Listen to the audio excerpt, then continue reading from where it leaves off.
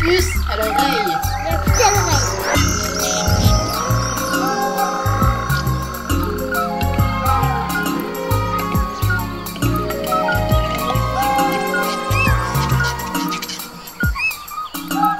De la puce à l'oreille. Salut Julien, c'est Mathieu de la Fédé des Seines, tu vas bien? Salut Mathieu, oui ça va. Je t'appelle parce que dans le cadre de notre partenariat avec la MGEN, on souhaiterait monter un projet avec des étudiants sur la thématique santé-environnement. Et comme je sais que vous travaillez déjà pas mal sur cette thématique et que moi j'ai un contact avec une prof à Sciences Po Toulouse qui serait partante pour bosser là-dessus, voilà, je voulais savoir si ça t'intéressait potentiellement de travailler dans ce cadre-là. Ouais.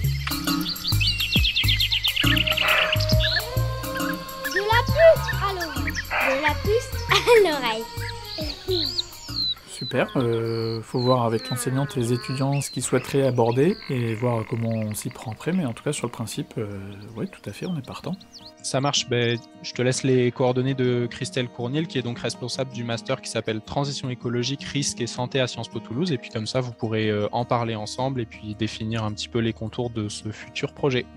Ok, ça marche. Super, je vous tiens au courant dès qu'on a du nouveau, dès qu'on aura convenu quelque chose ensemble. Super, à bientôt Julien.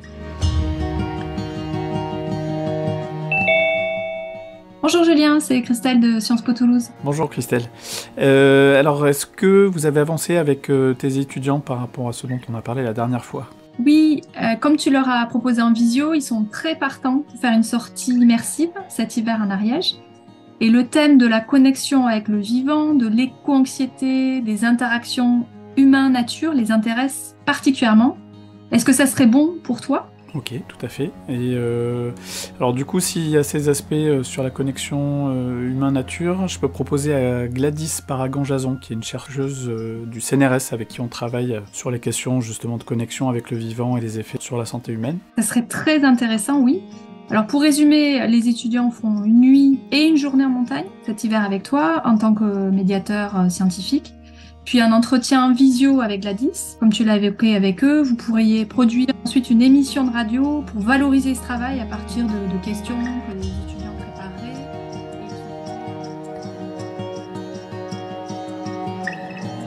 Bonjour, qui êtes-vous et quels sont vos métiers ? Je suis Gladys Paragan-Jason, je suis chercheuse en psychologie de la conservation dans un laboratoire qui est situé dans les Pyrénées, qui s'appelle la Station d'écologie théorique et expérimentale.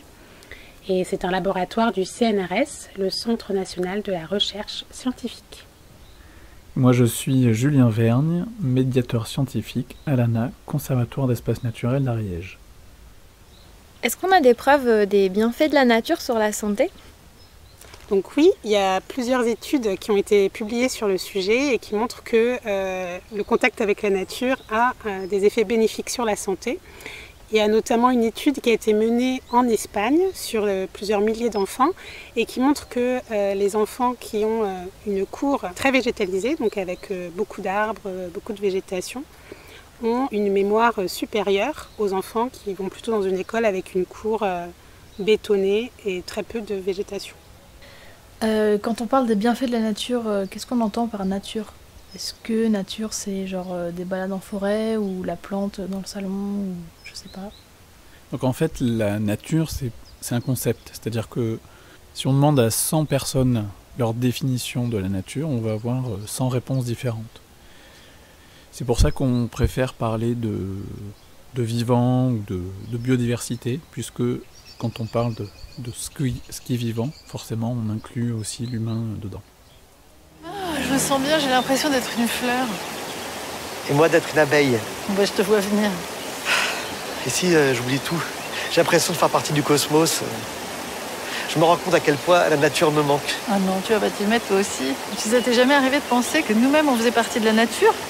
Bon, bah, qu'est-ce que j'ai dit ? Tu parles de la nature comme si on était étranger à elle, comme si elle était hors de nous. Mais on est nous-mêmes la nature. Tu veux dire nous deux ? Mais non, tout le monde, tous les êtres humains font partie de la nature. C'est pour ça que c'est impossible qu'elle nous manque. Tu peux dire que les arbres, les champs, les cours d'eau te manquent, mais pas la nature. Et en réalité, il y a des études qui ont testé différents types de nature et on a des effets bénéfiques. Quelquefois, les éléments naturels qui sont présents, donc que ce soit de la nature sauvage ou des milieux semi-naturels comme des parcs, par exemple urbains, tout contact avec un élément naturel va avoir des effets bénéfiques sur la santé. Je me demandais s'il y avait un lien entre le bien-être quand on est dans la nature et l'impact sur la santé physique. Donc la nature a des effets sur notre santé physique, des effets positifs. Elle va à la fois sur notre activité cérébrale et aussi sur l'activité du corps. Elle va permettre de diminuer les réactions de peur, les angoisses, le stress, en augmentant la sensation de vitalité et de qualité du sommeil. Est-ce que la nature elle peut avoir un rôle canalisateur sur nos émotions ? Alors oui, la nature a des effets positifs sur l'humeur. En fait, elle va améliorer les émotions positives et diminuer les émotions négatives. Et par exemple, elle va permettre également de restaurer toutes les capacités attentionnelles. Donc on va être plus facilement se concentrer. Et augmenter aussi la sensation de tranquillité, de bien-être. Donc il y a vraiment un effet restaurateur des capacités attentionnelles. Qu'est-ce que vous entendez par connexion et reconnexion avec le vivant ? Elle peut avoir plusieurs sens, il y a plusieurs types de connexion. Il y a la connexion qu'on dit psychologique et la connexion physique. Donc quand on parle de connexion psychologique, c'est l'idée, la tendance que l'on a à percevoir la nature comme faisant partie de soi. Donc y voir des similarités, des liens, des choses semblables et aussi avoir un lien émotionnel avec elle. En fait, les besoins de connexion qu'on peut avoir avec l'environnement, c'est quelque chose qui est lié à nos besoins physiologiques. C'est-à-dire qu'on a coévolué avec notre environnement pendant des millénaires. Et en fait, on a une rupture, on a une déconnexion qui se fait depuis un siècle environ. Et donc ça pose problème en fait. Physiologiquement, on a besoin de ça, de ressentir les effets des saisons. Il y a aussi quelque chose qui est important dans notre société et dans d'autres, c'est le lien avec l'imaginaire, avec les êtres de la nature ou le petit peuple comme on l'appelle. Le lien avec les histoires qu'on racontait à la veillée, les légendes, les croyances, les dictons qui dictaient la vie des paysans. C'est l'histoire de la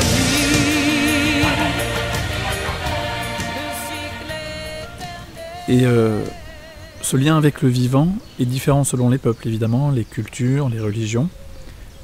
Si on prend les sociétés animistes, chamaniques, etc. Et alors nous, en Occident, ça nous fait souvent sourire de façon un peu condescendante, mais ces croyances ont régi et régissent encore, parfois, la vie quotidienne de millions de personnes. Et en Europe d'ailleurs aussi, la culture païenne façonnait notre rapport au vivant. En fait, nous avons des restes d'ailleurs de ces croyances et de ce rapport privilégié et même sacré au vivant, aux êtres de la nature, aux éléments, aux saisons. En fait, les religions monothéistes et la religion chrétienne en Europe principalement sont les premières grandes forces culturelles qui nous ont incités à voir la nature comme quelque chose d'extérieur à l'humain. Et en plus de ça, on a tendance à diviser le vivant en deux catégories. Ce qui est utile, donc qu'on doit garder, préserver, pour mieux l'exploiter généralement, et puis ce qui est nuisible, qu'on doit détruire. Alors heureusement, grâce notamment à l'évolution des connaissances scientifiques depuis un demi-siècle à peu près, on prend conscience petit à petit qu'il faut sortir de cette vision manichéenne, mais on a encore, c'est encore quelque chose de très très ancré dans notre façon de voir le monde. Et en tout cas, ce qui est important, c'est de se rendre compte que les lois qui régissent la nature, dont l'humain, sont bien plus puissantes et bien plus implacables que nous. Et j'allais dire même d'un point de vue égoïste, purement égoïste, la survie de notre espèce, elle dépend surtout de notre capacité à faire avec la nature plutôt que de vouloir l'adapter à nos besoins. Et ce qui est peut-être plus important là-dedans, c'est que la connexion psychologique et émotionnelle, elle est liée à la fois au bien-être, donc positivement, au bien-être, et à la protection de la nature. Donc les personnes qui ont une forte connexion psychologique avec la nature, ils vont être en meilleure santé mentale et physique, et en plus, ils vont avoir envie de protéger la nature. Comment on peut faire pour remettre la nature au cœur de notre quotidien ? Eh ben, être curieux. j'allais dire, c'est le plus simple et le plus important finalement, c'est d'être curieux de ce qu'on ne connaît pas. Selon vous, quelles sont les inégalités d'accès à la nature ? Effectivement, on a des différences en termes d'accès et d'opportunités pour accéder à la nature en milieu urbain versus milieu ruraux, pour être un peu caricatural. Donc, pour lutter contre les inégalités d'accès, il faut augmenter les opportunités d'accès à la nature. Et pour ça, il suffit de ramener la nature proche de chez soi. On n'est pas forcément obligé d'aller très loin pour avoir de la nature. Et l'idée, c'est d'en remettre là où il n'y en a pas. Et donc de revégétaliser les cours d'école, revégétaliser les lieux de vie, de travail, les centres urbains, multiplier les parcs, etc. Pour que ce soit facile d'accéder à la nature et que tout le monde y ait accès de la même manière. C'est ce qu'on appelle la désartificialisation des milieux. En gros, ça consiste à faire partie de cet environnement plutôt que de s'y opposer. Ces travaux qu'on a menés là récemment, qui ont montré qu'en moyenne, c'est vrai qu'en France, on vit à 16 km. Notre logement, il est à 16 km d'un lieu à peu près naturel. C'est vrai que quand on entend ça, on se dit que c'est vraiment important maintenant de remettre de la nature plus proche des lieux de vie, quelle qu'elle soit, puisqu'elle est bénéfique. Parce que ça paraît problématique que les gens, effectivement, s'ils doivent faire 16 km, ils disent tant qu'à faire en plus les kilomètres, ils vont dans des lieux encore mieux et encore plus loin. Alors que s'ils l'avaient à côté, je pense qu'ils ne feraient pas ça. Il n'y a pas besoin de faire cet effort-là. Du coup, je dirais que plus qu'une histoire d'accès physique, ça se considère comme la nature, entre guillemets le non-humain ou ce qui est vert, en fait c'est plus un manque d'éducation, un manque de sensibilité par rapport à ce qui est non-humain, et c'est ça qui donne l'impression d'une inégalité. C'est quoi le mode de contact à la nature qui est le plus respectueux ? Est-ce qu'il vaut mieux par exemple avoir des espaces balisés ou au contraire aller où on veut et sortir des sentiers battus ? Alors il n'y a pas une façon qui serait la seule ou la meilleure. En fait, ça dépend vraiment du contexte local. Ça va dépendre des perturbations, entre guillemets.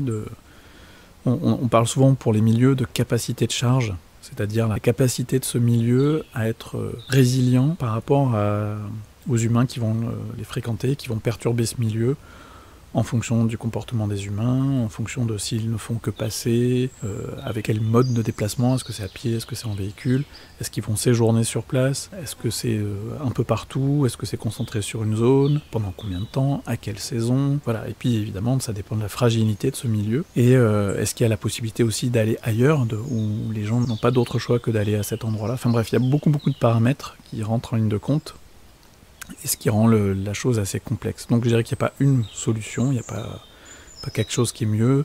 Parfois c'est nécessaire de cantonner les gens à certaines zones pour laisser des zones plus sauvages. Parfois s'il n'y a pas beaucoup de gens, on peut aussi diffuser la répartition, comme ça a un impact moins important.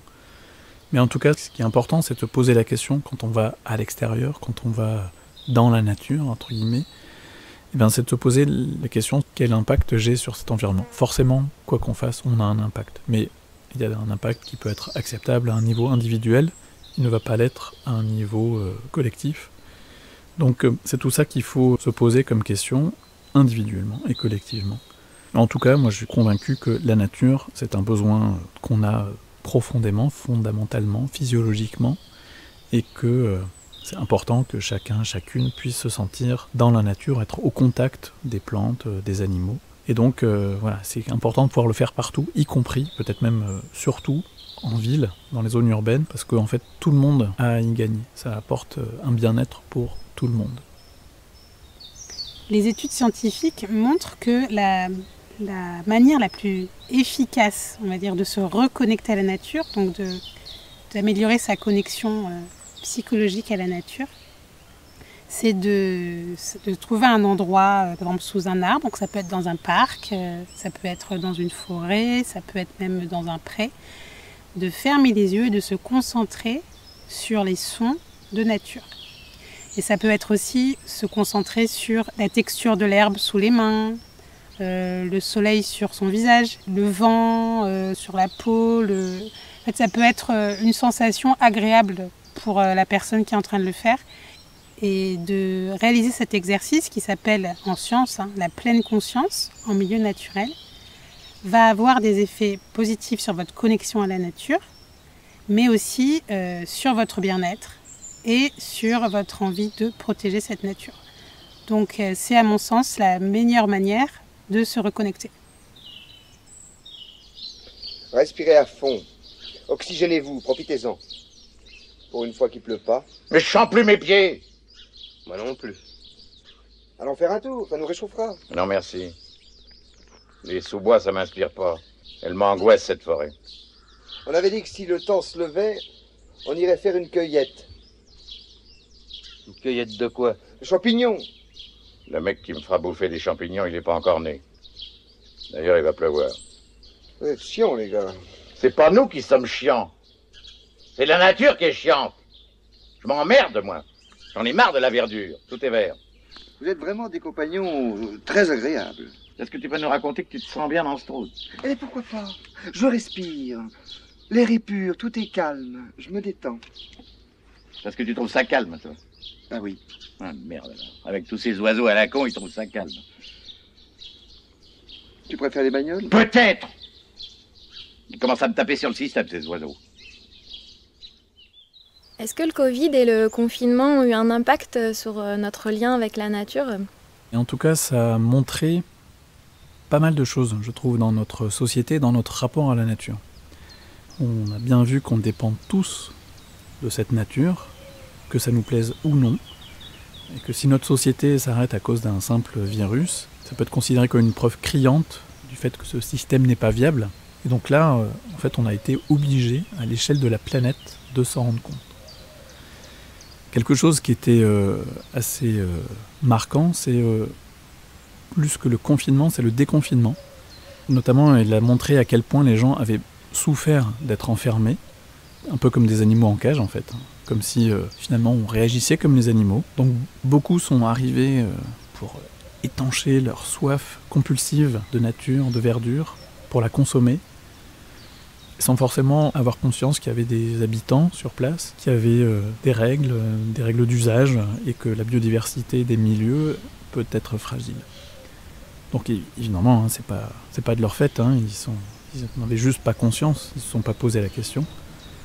Mais n'empêche que localement, les habitants, les collectivités ont été souvent dépassés, voire choqués par l'ampleur de ce phénomène, qui a été très soudain, très inattendu aussi. Dans les autres conséquences, il y a eu le fait que beaucoup de personnes ont souhaité changer de métier ou déménager à la campagne. Donc on a observé une volonté de se réorienter vers des métiers plus proches de la nature et avec un sens plus profond, une cohérence finalement avec des valeurs de respect et de préservation de la nature et de l'humain. Donc c'est aussi quelque chose d'assez positif. Il y a eu aussi la mise en place spontanée d'initiatives locales, d'entraide, de solidarité, d'organisation de circuits courts par exemple avec des paysans. Donc ça a renforcé un lien finalement entre les producteurs locaux et les consommateurs directement, de façon forcée, mais finalement c'est plutôt positif. Et donc ça montre que collectivement, en fait, on est capable de nous organiser localement, de nous adapter même dans l'urgence pour faire face à des bouleversements qui peuvent être majeurs. Et donc ça, c'est, je dirais, c'est la leçon la plus précieuse pour la survie de notre espèce. De savoir qu'on est capable de ça, ça donne foi en l'humain malgré toutes les contradictions qu'il peut avoir. Et après, au-delà de notre connexion à la nature, cette crise, elle a montré à une partie de la population, souvent la plus précaire, que c'est notre connexion au vivant, humain compris, qui nous permettra d'affronter l'avenir le mieux possible. On dit que ce sont les plus riches qui vont s'en sortir le mieux dans un contexte de changement climatique. En fait, moi je pense que les plus riches, au contraire, ils ont tendance à vouloir continuer comme si de rien n'était, alors que les plus pauvres, ils n'ont pas d'autre choix que d'essayer de s'adapter, de tester des solutions, de réfléchir de façon collective. Il y a beaucoup plus d'entraide, donc je pense aussi que c'est quelque chose d'important à garder en tête. Est-ce que la réduction des espaces de vie des animaux augmente le risque d'épidémie, comme ça peut être le cas avec le Covid-19 ? Complètement, en fait, Plus l'habitat est morcelé, réduit, et plus les populations vont être concentrées. Ça va empêcher le fait de pouvoir rechercher de la nourriture variée, et puis surtout, ça va empêcher le brassage génétique. Or, la diversité génétique, c'est l'élément clé qui permet à une population de répondre notamment le mieux aux maladies, en tout cas de s'adapter. Par exemple, dans un verger, s'il y a plusieurs variétés de pommes, avec des périodes de développement différentes, des immunités différentes, si jamais il y a des épisodes météorologiques violents ou des maladies, il y aura plus de chances qu'une partie de la récolte soit sauvée parce que certaines variétés auront résisté à ces agressions. Alors que si jamais il n'y a qu'une seule variété, c'est toute la récolte qui va être condamnée. Après, si le nombre d'individus d'une population est important, quand un virus va arriver, en fait, il sera neutralisé par un ou plusieurs individus qui auront une résistance naturelle face à ce virus. Et ça permettra du coup à la population de développer une immunité collective par rapport à ce virus. Donc plus on réduit la biodiversité, plus on réduit le nombre d'individus au sein d'une espèce.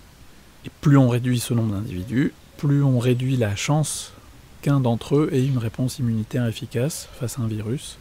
Et donc plus on va augmenter les effets pathogènes de ce virus. En science, on appelle ça l'effet dilution. J'ai entendu dire qu'il y a quelque chose qui vous chiffonne. Pour l'instant, je propose qu'on patiente et qu'on avise. Qu'on patiente et qu'on avise. Patiente. Et ensuite on avise. Il y a une première phase où on patiente et ensuite on digère. Ça, c'est la phase où on avise. C'est la pire nouvelle de l'histoire de l'humanité et on s'est pris un vent. Ça pourrait vraiment tourner au désastre. C'est déjà un désastre.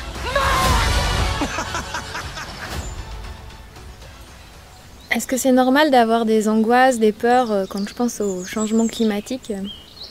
Donc oui, c'est tout à fait normal et assez répandu d'avoir des peurs ou des angoisses liées au changement climatique ou à la perte, à la disparition des espèces, etc. Et c'est un phénomène qui a même un nom qu'on a appelé l'éco-anxiété. Et en fait, l'éco-anxiété, tout comme l'anxiété classique en général, elle est liée au sentiment en fait, d'incertitude et d'incapacité à agir pour régler le problème qui nous fait peur. Alors en fait, non seulement c'est normal, mais c'est rassurant. Ça veut dire qu'on pense souvent que les gens qui sont éco-anxieux sont des gens qui ont des problèmes. En fait, ils sont normaux, ces gens-là. C'est plutôt ceux qui ne sont pas éco-anxieux qui ont un problème, parce qu'en fait, ils se rendent pas compte, ils manquent de lucidité. Voilà, on est dans un contexte où l'avenir est inconnu, incertain. Voilà, on sait que le monde tel qu'on le connaît actuellement va changer, qu'on va devoir s'adapter, mais on ne sait pas du tout ni comment, ni sur quel pas de temps, ni avec quelle importance, et on a du mal à anticiper toutes les conséquences que ça va avoir. Et on se rend compte qu'il va y avoir des changements profonds à l'échelle d'une ou deux générations. Enfin, il y a de quoi être inquiet, voire même paniquer. C'est sain d'éprouver de l'éco-anxiété pour le futur.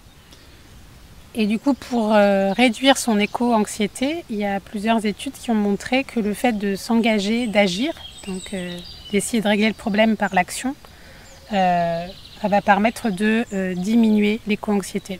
Donc c'est cette anxiété, c'est cette peur qui va nous amener à réagir, à agir, à nous adapter, à arrêter les comportements qui sont destructeurs pour nous, pour la planète. Ça va développer notre capacité à surmonter collectivement ces choses-là. Seul, de toute façon, on ne pourra pas. Et puis après, ce qui est important, c'est de se dire que c'est pas la fin du monde qui va arriver. C'est juste qu'on va changer de monde, on va changer de paradigme. Donc ça nous demande de faire un deuil par rapport à quelque chose qu'on connaît et on ne sait pas encore ce qu'on doit abandonner et vers quoi on va. Et ça, c'est la chose la plus compliquée sûrement. Et en même temps, il faut se préparer à des changements importants, individuellement, collectivement. Et qu'est-ce que c'est l'amnésie environnementale ? L'amnésie environnementale, c'est un concept qui a été proposé par des biologistes de la conservation et qui est l'idée selon laquelle les personnes vont considérer comme normal l'environnement dans lequel ils sont nés, donc l'environnement qu'ils ont toujours connu comme une norme, comme un environnement normal. Et ça provoque un phénomène de dégradation accrue de la biodiversité parce que au fur et à mesure des années, la référence va changer et va être de plus en plus dégradée. et donc va nous empêcher de voir la dégradation en cours. Donc on a vu avant que c'était bénéfique pour l'humain d'aller dans la nature, mais en allant dans la nature, est-ce qu'on risque pas de déranger les espèces, leurs habitats et du coup de les fragiliser en fait? Comme on l'a dit à propos de ce qui s'est passé lors du déconfinement pendant la crise du Covid, si plein de gens vont dans les zones rurales, en montagne, au bord de la mer, voire qu'ils s'y installent, forcément ça va perturber ces milieux. Mais en fait, ce qui est important, encore une fois, c'est de montrer que cette connexion, elle est liée aussi à une éducation. Et notre capacité à voir, à s'intéresser à ce qui nous entoure, y compris en ville. La biodiversité, c'est vraiment ça qui est important à comprendre, c'est qu'elle est partout. Voilà, elle n'est pas la même, mais on en trouve partout. Et en plus de ça, c'est une source incroyable d'émerveillement. Dis donc, t'as déjà regardé une fleur de carotte? Tiens. Regarde ça. Tu vois, c'est ça la vie. Voilà, il faut juste peut-être changer notre conception de la nature et apprendre à voir tout ce qu'il y a autour de nous et nous émerveiller par tout ce qu'il y a autour de nous parce qu'en fait, on a beaucoup de choses à apprendre encore de tout ça. Est-ce que l'humain peut apporter quelque chose de positif au vivant? Eh bien déjà, en arrêtant dès maintenant, à l'échelle mondiale et locale, de produire trop de gaz à effet de serre, ce qui implique forcément des changements profonds de nos sociétés, nos économies. Donc ça, c'est pour limiter le réchauffement climatique. Et ensuite, pour la biodiversité, et donc pour nous-mêmes, le plus important, c'est de désartificialiser au maximum les milieux et de permettre ce qu'on appelle la fonctionnalité de ces milieux. C'est-à-dire de permettre aux vivants de s'autoréguler, de s'équilibrer. Parce que l'humain ne sera jamais capable de faire aussi bien que l'ensemble des êtres vivants. Pour finir, il y a des citations que j'aime bien et que j'aime bien rappeler. Il y en a une de Pierre Dac qui disait « Il faut penser le changement et non changer le pansement ». Et ben ça, je trouve que ça résume tout, en fait. Il faut arrêter de vouloir faire du bricolage et de pas changer. Mais par contre, il faut vraiment prendre le temps de réfléchir à l'avenir qu'on veut et y aller, quoi, et foncer. Donc on a un beau chantier devant nous, un beau défi, et j'ai confiance dans l'humanité pour arriver à le résoudre, que ce soit ici ou à l'échelle de la planète.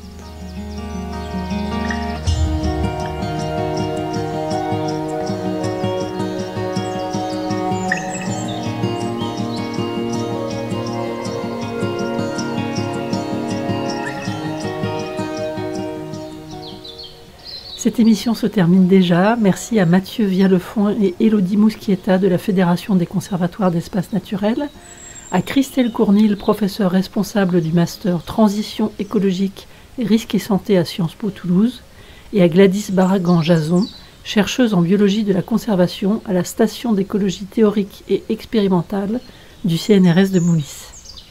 Merci enfin aux étudiantes et étudiants de la promotion 4A 2022-2023 du Master de Sciences Po Toulouse pour leurs questions, ainsi qu'à Chloé et Émilie pour avoir prêté leur voix. Cette émission est proposée par l'ANA Seine-Ariège et réalisée par Julien Vergne et Carole Erscovici. Au cours de cette émission, vous avez pu entendre des extraits des films Le Roi Lion, Chronique d'une liaison passagère, Buffet froid, Don't Look Up et Alexandre le Bienheureux. Je vous rappelle que toutes les émissions de La Puce à l'oreille sont écoutables et téléchargeables sur le site internet de l'ANA Seine-Ariège, ariègenature.fr. Merci de votre écoute et à très bientôt.